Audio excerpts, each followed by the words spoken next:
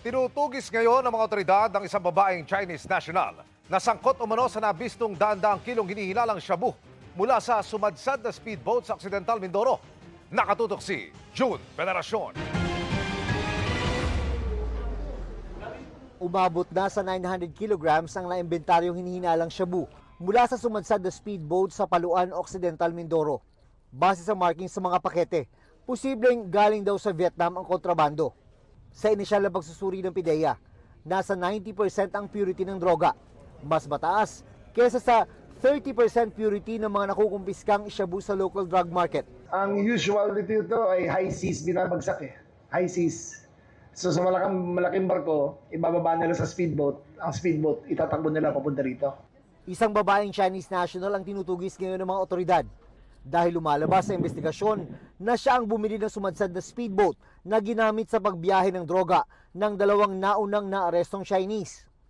Ang tinutugis sa babae rin daw ang nagrenta sa isang apartment sa Batangas na tinirhan ng mga naarestong Chinese nang dumating sila sa Pilipinas nitong March 5.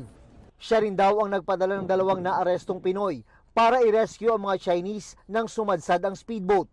They are not ordinary criminals. These are syndicates. These are foreign, these are Chinese-run syndicates na minawalang hiya ang ating bansa. Meron pa silang mga drones at satellite phones. So it signifies na itong sindikato na ito is a well-financed drug syndicate. Patuloy ang monitoring ng mga law enforcement unit para maghanap ng droga na posibleng tumilapon mula sa nabutas na speedboat. Sabi ng PIDEA, matagal ang target ng mga sindikato ang makapagpuslit ng droga sa mga baybayin ng Mindoro. We will get into the bottom of this case. We will find out kung sino yung mga mastermind cohorts. Sa taya ng mga otoridad, nasa 100 kilo pa ng hinihinalang shabu ang posibleng nawawala.